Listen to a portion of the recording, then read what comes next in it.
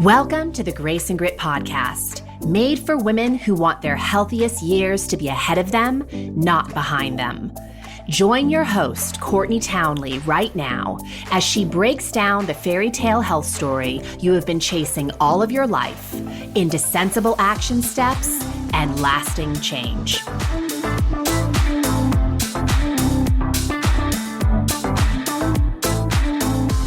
Hello, my friends, and welcome to the Grace and Grit podcast. This is your host, Courtney Townley. As always, I'm really grateful you're here.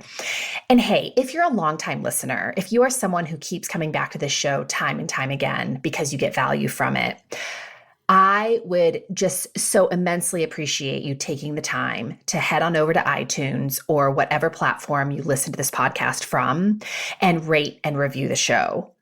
Ratings, I didn't used to think were a big deal, but it's actually a way that people find the podcast. People do read reviews.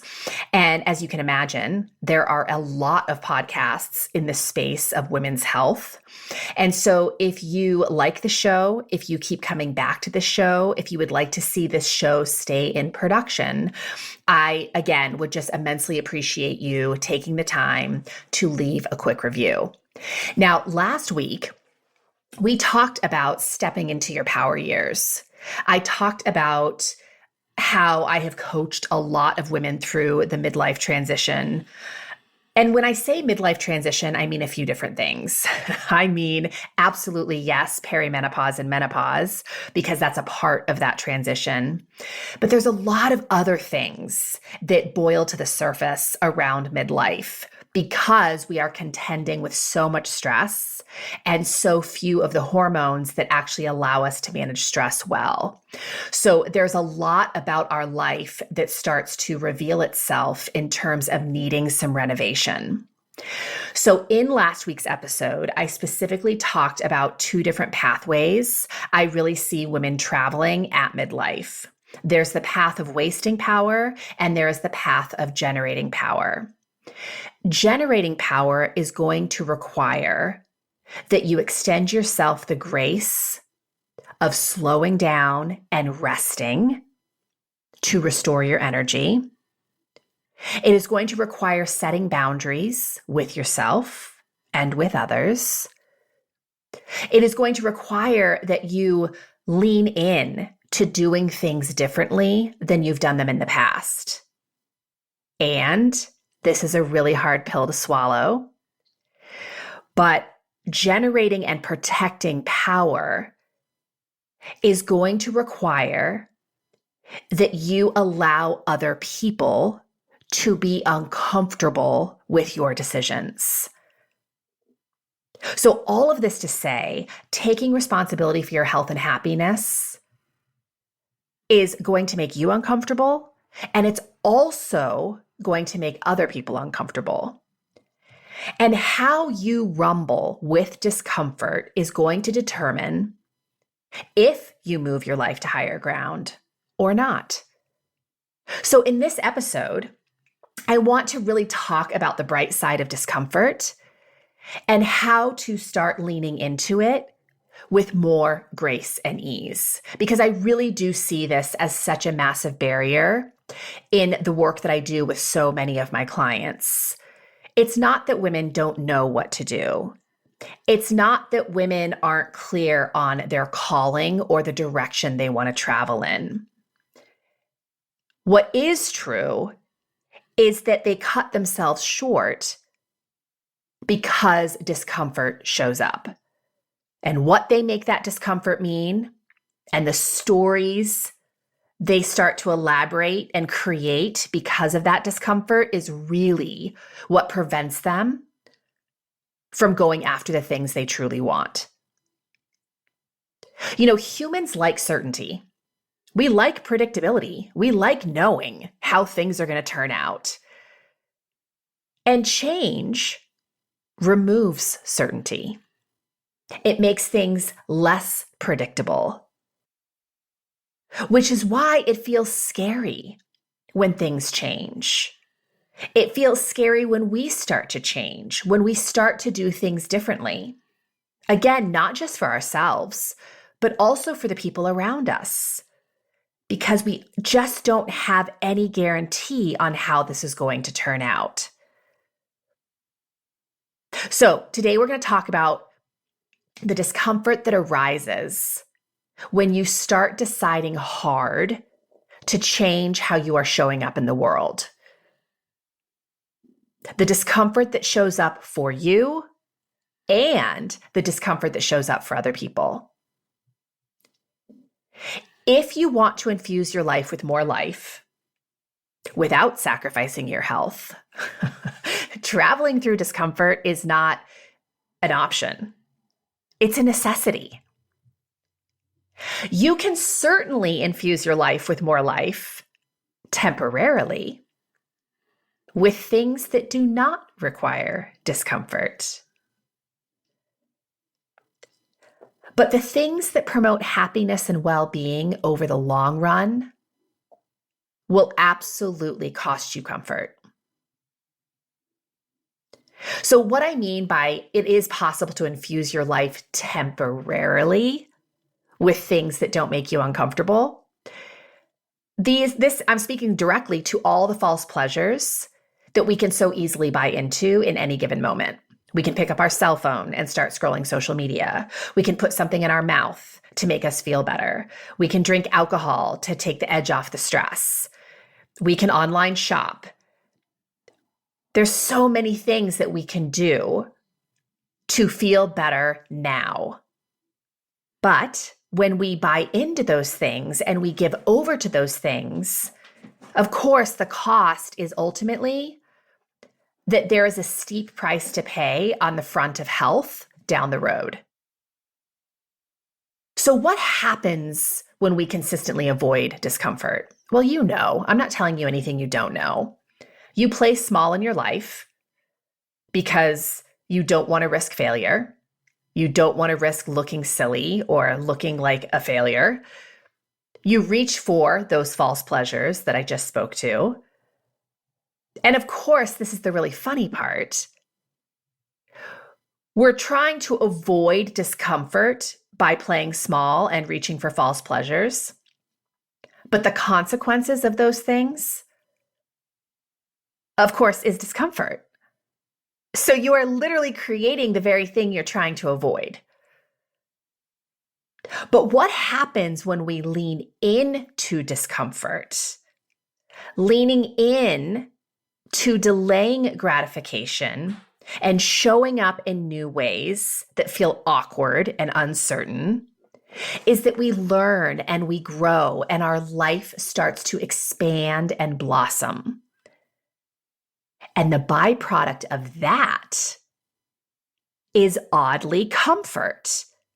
We start to feel more free. We start to feel more confident. There is comfort on the other side of leaning into hard things. So comfort zones are expanded by leaning in to discomfort. Man, I wish it wasn't that way. I mean, I really do, because I don't love discomfort either. But what I have figured out, and I think you probably have too, is that there will be discomfort. You are a human being living a very human life. There's going to be discomfort, and you get to decide which kind of discomfort you experience. Do you want to experience the discomfort that comes from always gratifying your life in the moment, always giving in to urges, always playing it safe, and suffering the consequences of that? Or do you want to lean into the discomfort of the moment in order to be rewarded with freedom and confidence on the other side? So there will be discomfort, but you get to decide what kind you want to play with. So a lot of you listening are probably thinking, well, that's great, Courtney. I'd like to do the latter. I'd like to do more of delaying the instant gratification, and really leaning into the work of the things that I want for my life. But how do I make peace with something that I have been avoiding or running from my entire life? Well, first, let's just get clear on what it even means to make peace with discomfort, because that's really what we're talking about here, is making peace with discomfort, befriending discomfort, no longer demonizing discomfort. And that looks like allowing it into your life in a very intentional way.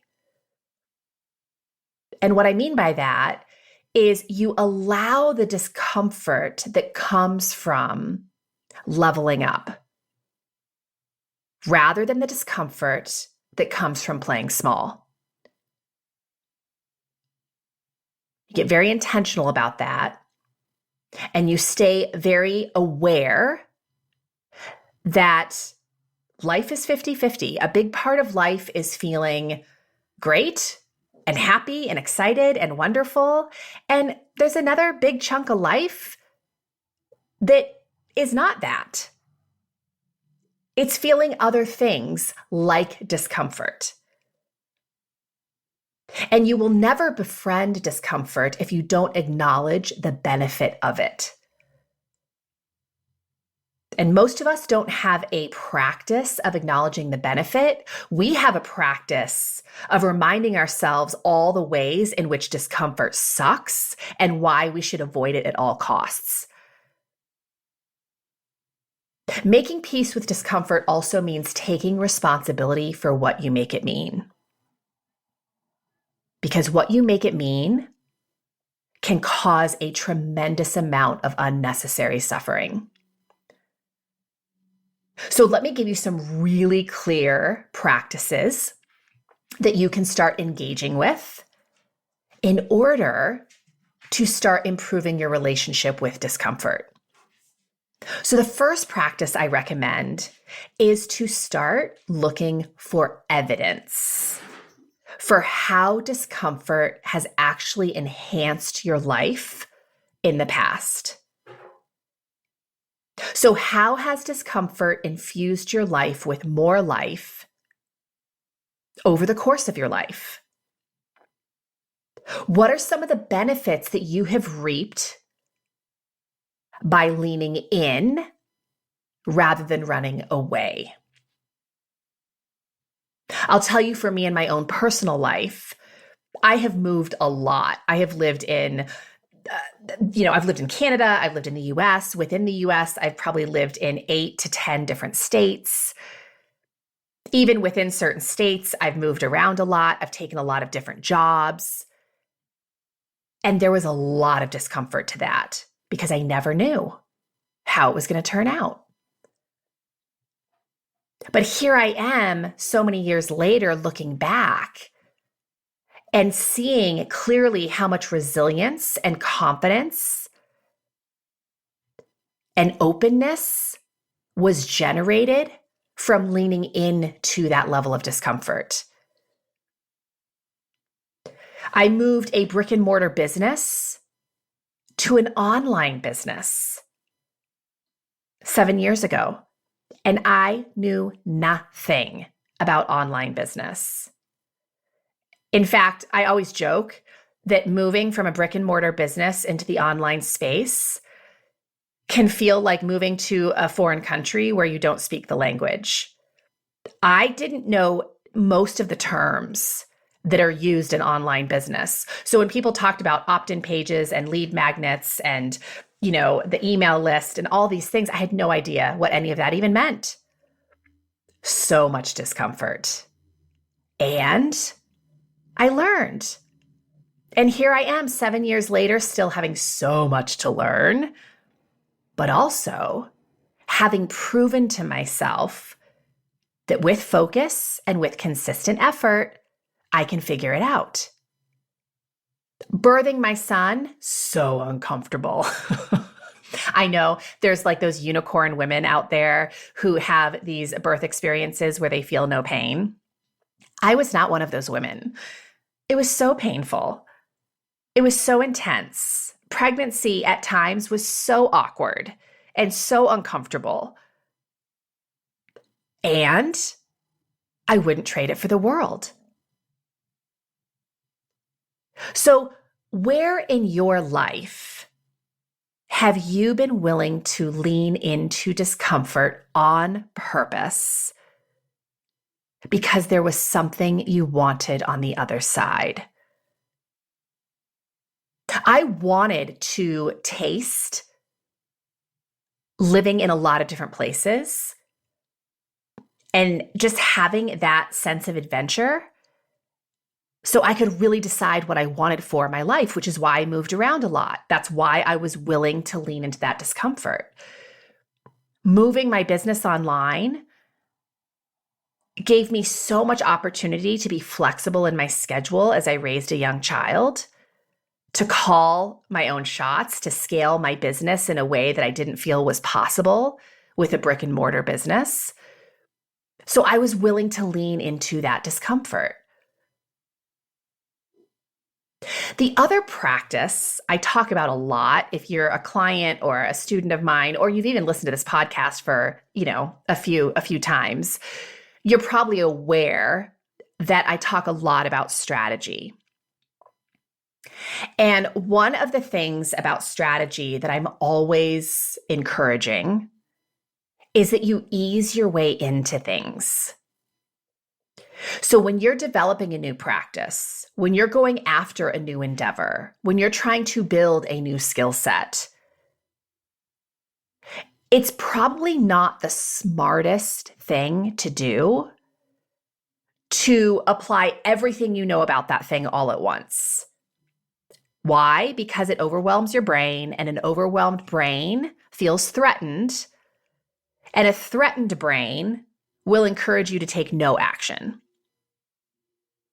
So my dear friend, Irene Lyon, who I think a lot of you have probably either heard her on this podcast. I mean, dear Lord, she's been on this show 5 times. But Irene Lyon does a lot of work around helping people to better understand how to heal and optimize the nervous system. And she uses the term titrate a lot. And titrate is a term used in chemistry that basically refers to continuously measuring and adjusting the dosage of elements that you're adding together. Because if you add too much of something in a chemistry lab, that can go horribly wrong. And the same is true of your life. The same is true of the strategies you're using to improve your life. It is a very grace-filled act to titrate our strategy. So we slowly build our capacity for discomfort by starting small. And as we prove to ourselves that we can handle a small level of discomfort, we can up the game. We can add new challenges. We can take bigger risks. I've used the example in the past of teaching my son how to read, which, by the way, I did not solely do that job. There were a lot of people who participated in the development of my son's reading abilities.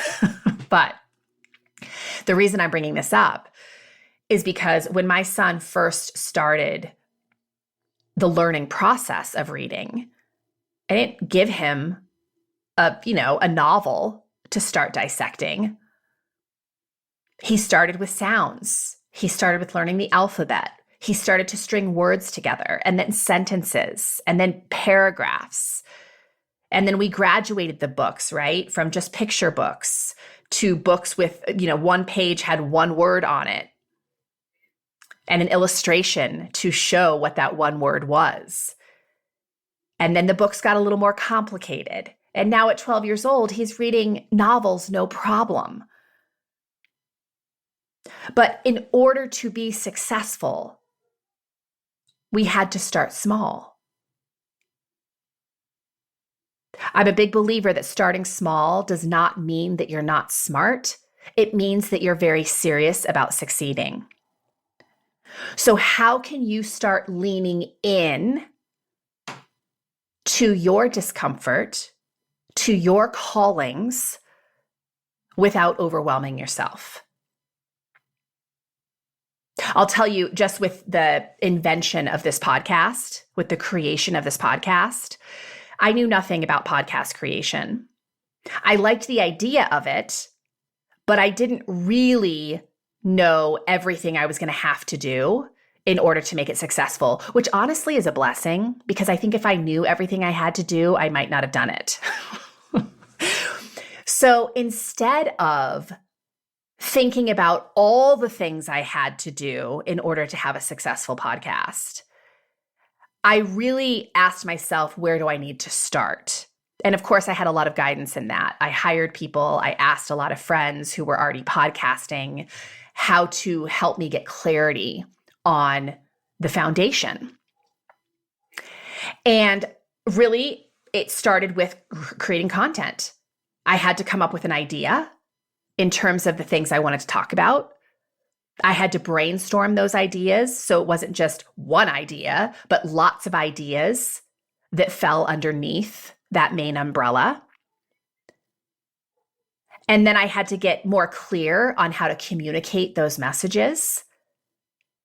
And over time, I stacked these things together to the point that now, 7 years later, I can dedicate a few hours a week to publish a podcast that 7 years ago took me, I felt like, an entire week.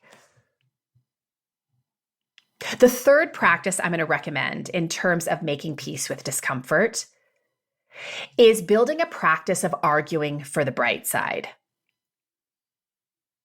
All of my students are very used to hearing me say that I encourage them to argue for why something's a problem. Go ahead, argue it out. Tell me all the reasons why this is a problem. Tell me all the reasons why this sucks, why it's hard, why you'll never succeed. I give them the space to do that. And I ask them to give equal bandwidth to the bright side. Why is this awesome? How is this going to change you? How is this going to help you? What are going to be all the benefits on the other side? Because what do most humans do? Most humans focus on the downside of the argument, why it's a problem, why they'll never succeed, all the obstacles in their way, why they don't have time. We spend a lot of time in that argument. But if we spent equally as much time arguing for why that thing's on the table at all, we would have so much more motivation and willingness to do the work. The other day, I had scheduled to go to the gym at the end of my workday, which was probably around 3:30. And I did not want to go. There was not a fiber in my being that wanted to go. I was exhausted.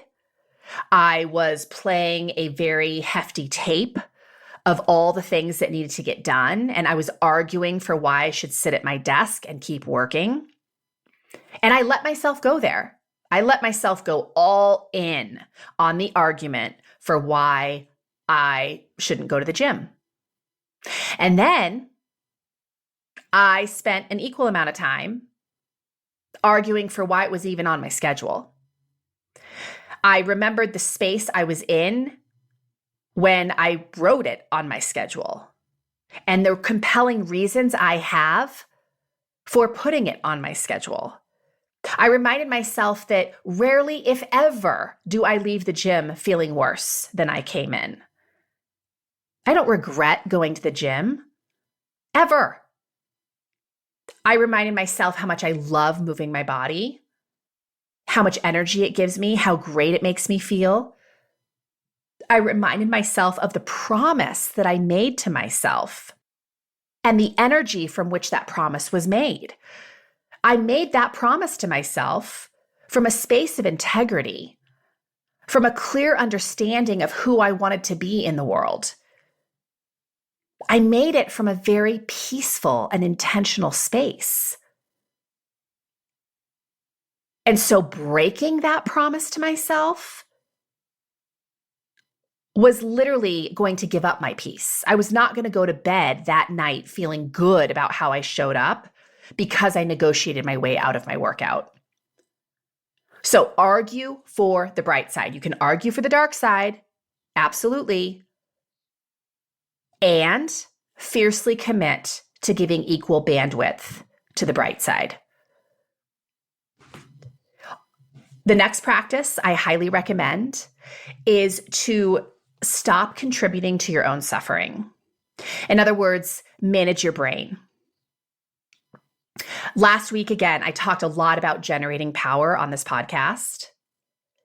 And I see an awful lot of people generating suffering instead of power because of what they make things mean. Think about this for a second. We fear discomfort. We hide from discomfort because of something that we have complete control over, which is you have complete control over what you make discomfort mean. You, my friend, are a meaning-making machine, and you get to make discomfort mean terrible things, or you can choose to make discomfort mean wonderful things.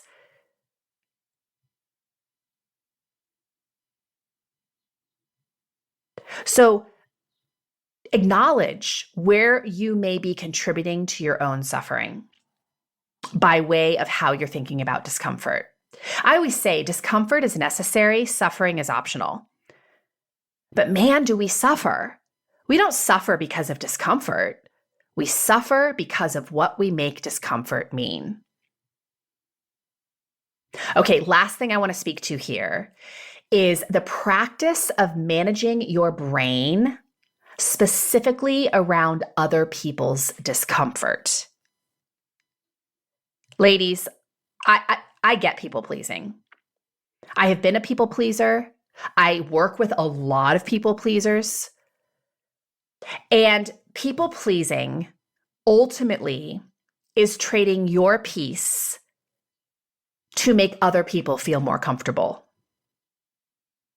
It is an attempt in trying to get other people to like us. And the cost of it is that we ultimately don't like ourselves. Because when we are in a state of people pleasing, we are often being very inauthentic and going against the grain of what feels true for us. So remember this, who you are today is a byproduct of who you have practiced being. Now, some of your practices are awesome and serving you really well. And some of your practices are depleting you and costing you integrity with yourself. I think of clients I talk to who, like every week they're talking about their need to get more sleep and they need to put themselves to bed earlier. And they consistently stay up late at night, rationalizing that it's their opportunity to spend quality time with their family or with themselves or whoever they're arguing it for, right? Which is so interesting because when we really dig into it, that's not quality time. They're watching TV, they're spacing out, they're half asleep. It's not really quality time. And then they're making it worse because they're arguing for why they can't possibly put themselves to bed. They don't want to make their husband uncomfortable. They don't want to upset their kids, right? Another example is lots of people going to parties or dinners or social events where people put food in front of you or a drink in your hand and you feel compelled to drink it to make them comfortable.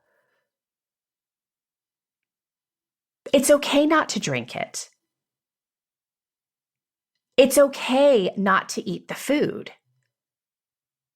It is not your work to manage other people's opinions about your decisions. As you do your own inner work and you start to identify the practices that are not serving the version of you that you want most fully expressed in the world, and you start changing the way that you show up, people are going to be uncomfortable because of uncertainty and because of what they are making your decisions mean. And, this sounds so obvious, but man, we need this reminder. You do not have the power to manage other people's brains. Not only do you not have the power, but it's not your work. It's their work. I talk a lot about integrity, and I believe that improving our life, improving our health is always an exercise in aligning ourselves with our integrity. And integrity is liking who you are, what you do, and why you do the things you do. And you are going to make a lot of decisions in your life that help you to like yourself more, that allow you to like how you move through the world. And you're going to do things where you really like the reasons for doing them. I hope you do, right? That's the point. And when you do, it'll tick some people off. It'll rub some people the wrong way. It'll make some people uncomfortable. I've had clients pissed off at me so many times in my life because I've changed the way I was doing business, because I closed a brick and mortar studio to evolve myself as a coach, because I ended a conversation that I no longer wanted to have around certain topics to allow more room for the conversations that I was really compelled to have. I loved my reasons, and I had to be okay with other people's discomfort. I've had to ask my husband for things that, I wasn't really sure how he would react, needing to spend some time by myself. A lot of you know that I travel quite a bit by myself because it's a way that I refuel myself. And early in my marriage, when I first started having those conversations with my husband, it felt really risky. I didn't want to hurt him. I didn't want to upset him. And simultaneously, I had to ask for what I needed. Otherwise, I wasn't going to show up in the relationship in a way that helped the relationship to stay healthy. So we have to be willing to stand in the space of other people's discomfort with our decisions. As long as you like your decisions and you like your reasons for your decisions, it's okay that other people are uncomfortable. Today, and this has not always been the case, but I can say that today I'm more committed to my opinion of myself than I am committed to the opinions that other people have of me. And I'm a better coach for it. I'm a better wife for it. I am a better friend for it. Because I finally decided to put down work that was never mine to do. And when I put down the work of trying to manage other people's brains, other people's thoughts about me, it opens up so much time and energy and resources for me to manage my thoughts about me. And I show up in such a more powerful way as that person. So I hope this lands. I hope this was helpful. Once again, if it is helpful, please consider leaving a review. It matters, and I appreciate it. I thank you in advance. I hope you have a wonderful rest of your week, and I'll see you again very soon. Take care.